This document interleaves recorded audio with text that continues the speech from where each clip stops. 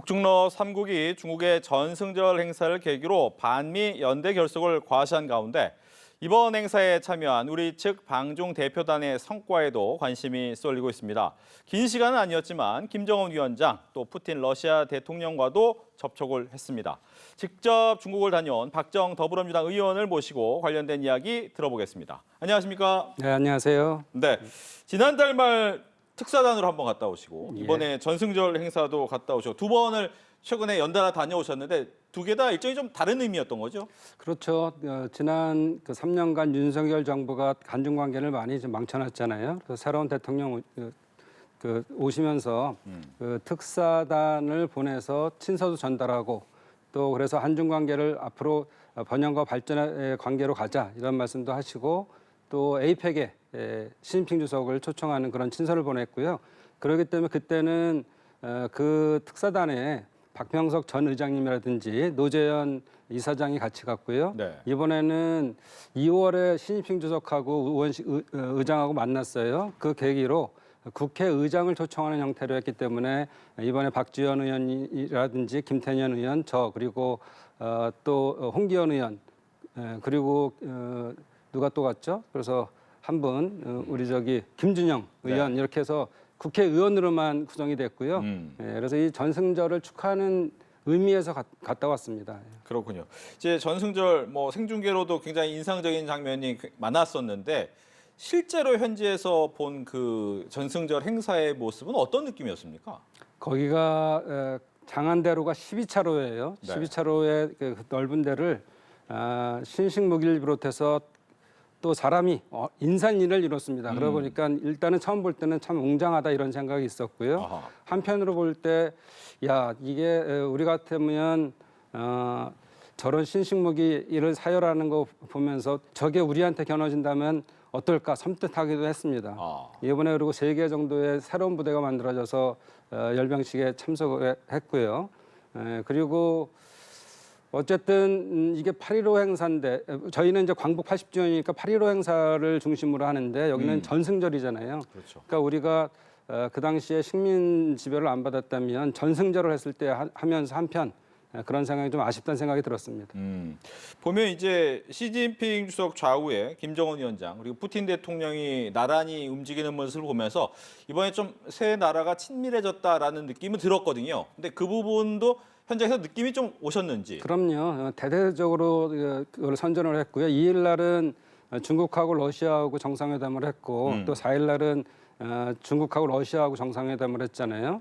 네. 단지 조금 안심할 수 있는 것은 세 나라가 동시에 정상회담은 안 했다. 그렇게 되면은 그동안 한미일 삼각 공조 또 삼각 동맹까지도 갈 수 있는데 이렇게 되면은 결과적으로 뭉치는 서방 세계가 뭉치고 또 그 사회주의 계열이 또 뭉치는 거에 대해서 신냉전 시대로 가는 거 아니냐 이렇게 생각할 수 있는데 그건 극도로 자제한 것 같습니다. 중국이. 아하. 그러니까 어떻게 보면 너무 티나는 연대의 모습은 보여주지 않지만 밀착된 모습을 보였다라고 평가를 해주셨는데 그렇다면 북한이 66년 만에 이렇게 어떻게 보면 외부에 나와서 행사를 한 거잖아요. 이 부분은 어떻게 중국에서 받아들이던가요? 굉장히 신문에도 비행기 타면서 제가 보니까 일면에 아주 크게 실었어요. 늘 어떤 장면을 실느냐에 따라서의 중요도를 보는 건데 그렇죠. 바로 시진핑 주석하고 김정은 위원장하고 악수하고 이렇게 서 있는 모습을 찍었거든요. 그런데 이번에 보면 사실은 그동안 우크라이나 러시아 전쟁이 있으면서 사실은 러시아하고 북한이 너무나 밀접해 있었잖아요. 그렇죠. 또 무기도 제공하기도 하고 기술 교류도 하기도 하고 심지어 사람 인력을 보내서 경제적인 난도 타개하고 이런 것들이 있었는데 그 이후 이제 러우 전쟁이 끝나가니까 그러면은 러시아만 바라보고 할 수 있을까 이런 생각이 있었을 거예요. 북한에서는 그러다 보니까 이 계기로 중국과 다시 조금 서먹했던 그 관계를 복원하자 이런 생각에 직접 참석하기로 한 것 같습니다. 예. 그러니까 북한의 입장에서는 그동안 경제 지원을 많이 해줬던 중국과 한번 다시 손잡는 게 유리하겠다라고 생각해서 왔을 텐데 중국 입장에서는 북한을 왜 내 편으로 끌어들여야 됐을까? 어떤 이유가 있었을까요? 좀 전에 말씀드린 것처럼 러시아하고 북한이 너무 밀접해지니까 중국 입장에서는 그것이 한편 좋을 수도 있지만 불편하죠. 아하. 예, 자기가 좀 더 중심에 있어야 되고 컨트롤할 수 있어야 되는데 그 공간이 없었던 겁니다. 네. 그래서 이번에 우원식 의장이 푸틴을 잠깐 만났을 때 여러 가지 있었지만 앞으로 한국이 러시아하고의 관계를 좀 더 밀접히 해줘야지만 북한과 러시아의 관계가 조금 더 벌어질 수가 있고 그 사이에 중국이 들어갈 수도 있고 하는데 그 사이 이번에 전승절을 이용해서 북한을 오게 함으로써 북한이 필요로 하는 것들을 들어주는 입장 그리고 나서 다시 한번 이 외교의 중심에 있으려는 중국의 전술과 입장이 맞아떨어졌다 이렇게 볼 수 있습니다. 그렇군요. 뭐 우원식 의장 얘기하셨으니까 같이 해보겠습니다. 열병식 행사 전에 김정은 위원장을 잠깐 만났다라고 해서 악수하면서 이야기를 아주 짧게 나눴더라고요. 혹시 뭐 뒷얘기가 있습니까? 그 뒷얘기. 뭐 비슷한 얘기인데요. 네. 그러니까 언론에는 네만 했다고 하는데, 그러니까 7년 오랜만입니다. 7년 만이지요. 반갑습니다. 이렇게 얘기하니까 네. 그 김정은 위원장이 그 상황에서 네 오랜만입니다. 이 정도를 했다는데요. 그동안 3년 더 길게는 한 5년 동안 관계가 안 좋았는데 갑자기 보자마자 옛날에 한 번 본 사람이라고 아이 잘 지냈어요 이럴 수는 없잖아요. 그렇죠. 네. 좀 약간의 서먹함은 있었지만 그래도 인사를 짧게나마 했다라는 부분에서 의미가 있었을 것 같은데 이제 남북 관계가 어려운 상황이다를 우원식 의장은 현장에서 느꼈다라고 이야기를 하셨잖아요. 현장에서 본 느낌은 어떠셨습니까? 직접 본 남북 관계. 그렇죠. 옛날처럼에 돌아가기 위해서는 시간이 필요하다는 생각이 있고 또 남북 관계뿐만 아니라 전 세계에 대한 지금 상황이 복잡해요. 미중의 패권 대결이 있고 또 러시아 우크라이나 전쟁이 있고 이런 것들을 전체로 봤을 때 어떻게 풀어야 되는지에 대한 문제가 있을 텐데 네. 이게 남북 관계로만 해결되면 좋을 텐데 아마도 북한은 지난번에 한국의 역할이 북한과 미국의 그 연결까지는 했지만 확실하게 해결책은 제시하지 못했다 이런 것 때문에 한국을 좀 더 믿지 못하고 패스해서 미국과 지금 사실은 직접적인 회담을 하려고 그러잖아요. 그렇죠. 그래서 사실은 이번에 중국의 입장, 러시아의 입장, 북한의 입장도 있었지만 이거는 미중에 대한 정상회담이 곧 있을 거고 예상컨대 북한과 미국과의 정상회담을 준비하는 게 있을 수도 있다 이런 생각이고요. 예. 그래서 그런 것들을 같이 풀어가려면은 복잡한 2차 방정식이 아니고 다차 방정식이 돼버렸어요. 이런 것들에 대해서 어렵다는 생각이고 또 문재인 정부 때처럼의 우리가 우리 진보 진영이 정권을 잡았으면 북한하고 쉽게 가까워질 수 있다 이게 아니고 그 전에 했던 것들을 반추 삼아서 북한은 더 복잡한 셈법을 갖고 나올 거다 이렇게 생각하고 있습니다. 예. 또 하나는 이제 푸틴 대통령에게 금강산행을 우원식 의장이 이야기를 했고 알겠다라고 화답을 했는데 이건 어떤 얘기입니까? 일단 그 전제가 있는데요. 러시아에서 한 130개 정도의 기업이 러우 전쟁 이후에도 떠나지 않고 있으니 그 기업들이 잘 활동할 수 있도록 도와주십시오 이런 얘기를 했어요. 우 의장이. 그랬더니 네, 잘 알고 있습니다. 그렇게 하겠습니다. 했고 갑자기 되려 남북 상황에 대해서 어떻게 생각하십니까? 이렇게 물어서 네. 의외였죠. 그러니까 남북 관계는 이 동북아에서도 평화에 굉장히 중요하고 그래서 이 번영과 발전의 관계로 가야 됩니다. 이렇게 얘기를 하고 그래서 푸틴이 우원식 의장한테 그러면 곧 조금 있으면 북한과 회담을 할 텐데 전해줄 말은 있습니까? 이렇게 물었다는 거예요. 그러면서 하나의 방법인데 내년도에 유네스코 그런 행사가 열리니 그걸 계기로 남쪽도 있고 북쪽도 이제 갔으면 좋겠다. 금강산도 동시에 이제 등재가 되니까 그러면서 그 팀들이 갈마 원산을 같이 갔으면 좋겠다. 왜냐하면은 북한에서는 지금 경제 제재로 인해서 여러 가지 경제가 어려우니까 관광을 통해서 뭘 해보려고 갈마 원산을 지금 개발 중이잖아요. 네. 이거는 미국도 흥미있어하고 또 특히나 푸틴에 있어서는 아주 좋은 흥미거리니까 그 관심사니까 흥미거리보다 그래서 얘기를 했고 전달하겠다 이렇게 했는데 전달했는지는 잘 모르겠습니다. 알겠습니다. 열병식 이후 열린 환영 리셉션 오찬장에 우리 측 물론 북한의 김여정 부부장도 참석을 했다라고 들었는데 뭐 북한의 다른 사람들과의 접촉은 있었습니까? 너무 멀리 테이블이 마련돼 있었어요. 가기에는 그렇고 지금 그 공식 리셉션이니까 네. 뭐 환영 만찬이잖아요. 그러다 보니까 여러 가지 행사를 진행했고 그래서 거기 가서 접근할 수는 없었고요.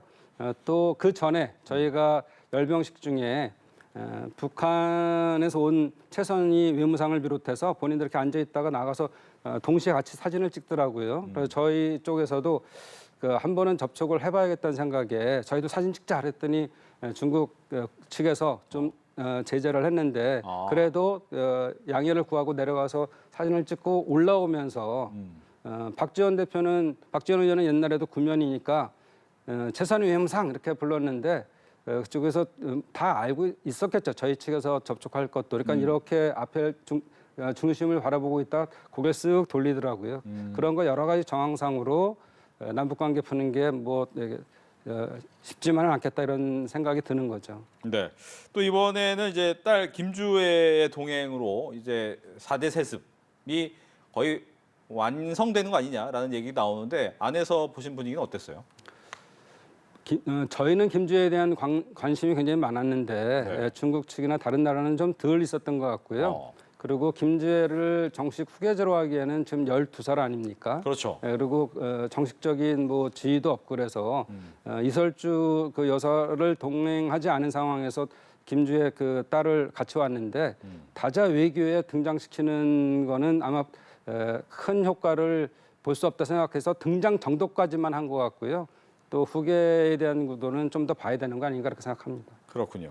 이제 어제는 우원식 의장을 비롯해서 의원님 등의 방중 대표단이 자오러지 전국 인민대표부 상무위원장을 만나서 현안에 대한 의견을 나눴다라고 들었습니다. 어떤 이야기를 하셨고 성과는 있었는지 궁금합니다. 예, 그 늘 우원식 의장과 시진핑 주석이 만났을 때부터 그렇지만 심지어 시진핑 주석은 내 안에 너 있고 너 안에 나 있다 이런 얘기를 했어요. 그걸 드라마에서나 나올 만한 얘기잖아요. 그렇죠. 그러니까 그전 같으면은 이사갈 수 없는 좋은 이웃 이렇게 얘기를 했는데 워중요니 니중요 이러면서 중국어로는 그렇게 하면서 밀접한 관계를 가져가고 공급망이 흐트러지면 안 된다 이런 얘기를 했어요.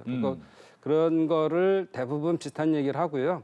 또 지방교류, 청소년, 문화교류, 뭐 또 관광에 대한 것 9월 29일 날 저희가 관광 단체 비자를 풀잖아요. 네. 이런 얘기를 하면서 교류를 많이 해가자는 얘기는 공통적으로 나왔었는데 이번에 특히 저희가 지난번 특사단하고 이번에 우원식 의장이 갔을 때 강조한 부분은 이게 공급망에 관해서 미국을 제재한다고 큰 무기가 히토류잖아요. 그렇죠. 그래서 미국도 관세를 함부로 막 때리지 못하고 있는 거라 그거에 대한 유탄을 맞을까 봐 계속 그걸 강조했어요. 이런 공급망 히토류 같은 것들의 공급망에는 문제가 없게 해달라 했더니 그쪽에서는 패스트트랙이 마련돼 있다. 한국에 대해서는. 그리고 그 넥스트 다음 단계로는 그린 채널 한번 인정을 받았을 때는 문제가 생기지 않으면 다시 조사하고 이런 건 없이 통관시키겠다는 것까지 갔고요. 특히나 이번에 젊은이들한테 희소식이 될 수도 있는데 AI가 굉장히 중국이 앞서가지 않습니까? 네. 그래서 AI 등 친산업, 환경산업 이런 것들, 바이오 또 로봇 이런 분야에 대해서 새로운 두 나라가 협조해서 새로운 영역을 개척해서 이익을 나누자 이런 얘기를 많이 했어요. 네, 그런 것들은 미래지향적이라고 볼 수 있고 또 북한하고의 중국하고의 관계가 특수한 관계지만 경제에 있어서는 역시 우리나라가 중국하고는 또 그런 만큼의 특수한 관계가 아닌가 그렇게 생각합니다. 예. 또 하나 이제 에이펙에서 봅시다라고 시진핑 주석한테 얘기했더니 고개를 끄덕거렸다라고 하는 걸 보면 10월달에 오게 되는 건지 궁금합니다. 네, 전 100% 온다고 생각하고요. 이미 2월부터 그 우원식 의장하고 직접 만나서 그걸 물어봤더니 시진핑 주석은 이렇게 중요한 국제 행사에는 국가 수반으로서는 참석하는 게 당연한 의무다 이렇게 얘기를 했고요. 네, 그렇기 때문에 올 거라 생각하는데 단지 반중 시위나 이런 것들에 대해서는 우려하는 바들이 다른 관료들에 있어서 많더라고요. 네. 그래서 그런 부분은 저희가 특별히 잘 대처해야 될 것 같습니다. 예.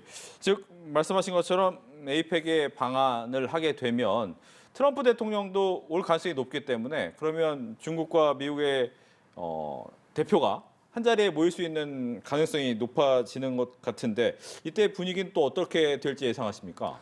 그래서 이번에 이재명 대통령이 전승절에 가지 않은 게 더 좋았다 저는 그렇게 생각하고요. 왜냐하면 외교 무대를 그 에이펙이라는 좋은 계기를 통해서 미국 대통령, 중국 시진핑 주석 그리고 심지어 이재명 대통령하고 트럼프 대통령이 같이 얘기했던 것처럼 북한 지도자도 만나고 이렇게 하자 그랬잖아요. 네. 그래서 외교 무대를 한국에서 가질 수 있는 게 굉장히 중요합니다. 네, 그래서 이거에 대한 대비를 많이 해야 되고요. 또 제 개인적인 생각은 트럼프 대통령이 보자고 했었는데 김정은 위원장한테 한국에서 좀 보고 싶다. 에이펙 와라. 이렇게 할 수 있는 게 됐으면 좋겠고 그런 지금 상황 관리를 잘해서 그 방향을 만들어가는 게 외교 아니겠어요? 그래서 그런 것들에 대한 것도 제시할 볼 필요가 있다고 생각합니다. 네.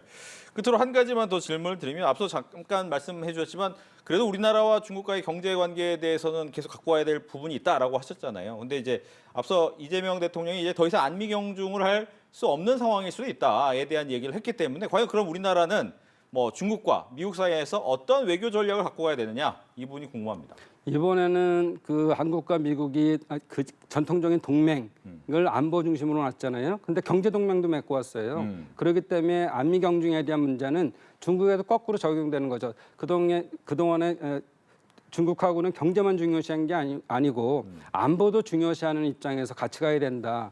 이렇게 그렇게 다르게 해석할 수가 있습니다. 알겠습니다. 즉 중국과 미국 모두가 중요한 국가이기 때문에 거기에 대해서 각각 맞게 해야 된다라고 이야기를 듣겠습니다. 지금까지 중국을 이번에 직접 다녀오신 박정 더불어민주당 의원과 함께 이야기 나눠봤습니다. 오늘 얘기 잘 들었습니다. 네.